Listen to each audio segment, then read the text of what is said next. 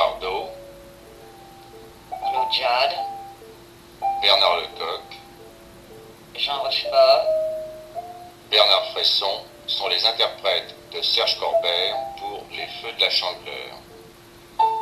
Les Feux de la Chandeleur parce que c'est la date, donc le 2 février, de la rupture d'un couple, de deux êtres qui s'aiment.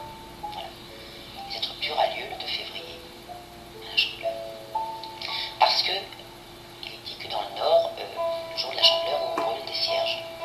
Et que c'est un jour d'espérance. Voilà.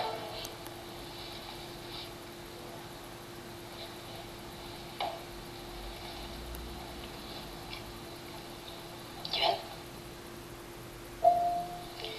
Eh bien, ce couple se quitte en 62. Et 10 ans après, quand le mari est remarié, heureux avec sa nouvelle femme, j'entrevois la possibilité du retour de mon mari et personne n'y croit. Même vous aussi. Oui, parce que j'en suis sûre. Et vous gagnez. Oui, mais trop tard. Mais elle gagne. Marie-Louise.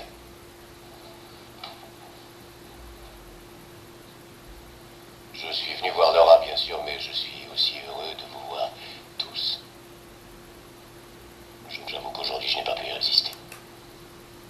Avec deux grands-enfants, alors là vous abordez les rôles de composition. Mais oui, c'est un curieux effet parce que le film se passe en 62 puis en 72, alors ce sont des petits-enfants qui jouent en 62 et ensuite Bernard Lecoq et Claude Jade qui jouent nos enfants en 72. C'est un curieux effet de voir maintenant des acteurs plus grands que vous qui vous disent papa, c'est la première fois, c'est dur. Les doigts de police. Buffet, qui est numéro 2. Pour la sortie, envoyez le passage de terrain. Laura, c'est la fille d'Annie Girardot, c'est la fille de la famille. Et elle revient voir ses parents, et surtout sa mère qui est un peu malade, enfin qui est un petit peu folle. Et elle essaie de la soutenir, de voir ce qu'elle peut faire. Parle-moi tout de suite de maman, comment est-elle en ce moment? T'as lu ses lettres, ni mieux ni plus mal. C'est-à-dire? Incroyable, mais elle est amoureuse folle de papa. Un futur notaire de province, jeune, marié jeune, mais bien de son temps, en tout cas la longueur de ses cheveux en témoigne. Oui, c'est un peu le problème que je me suis posé. Je me suis demandé si ça allait pas être un peu trop. Puis finalement, je vous dis, on verra. Je pense que ça passera comme ça. Mais je suis pas certain que ça corresponde vraiment à la réalité. Bien que ce soit quand même dans une ville de province avec des étudiants, tout ça, Besançon, c'est quand même une ville où il y a pas mal de jeunes. Alors bon, bah, oui. À part ses études, le conflit entre ses parents, cela occupe toute la vie de Laura. Ça occupe une grande partie de sa vie jusqu'au jour où elle rencontre l'homme que sa mère veut qu'elle épouse. Et alors au début elle est très réticente, elle dit non, je ne veux pas en entendre parler, c'est encore une histoire de maman, enfin elle est très sur ses gardes. Et finalement il se trouve qu'elle a le coup de foudre pour ce garçon qui est un instituteur de village, un petit peu bourru, un petit peu carré. À part l'enseignement du calcul et de la grammaire, quel est son rôle dans l'histoire?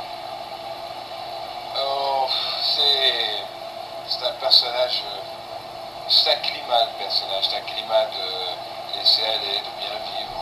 Il aime la cuisine, il aime bien les bons plats. Où avez-vous appris à faire le couscous? En tour en Algérie. Les Feux de la Chandeleur, après Mourir d'aimer, La vieille fille, La mandarine, un regard de plus sur une comédienne qui elle-même sait regarder. J'aimerais bien avoir une petite caméra puis prendre des choses comme ça que je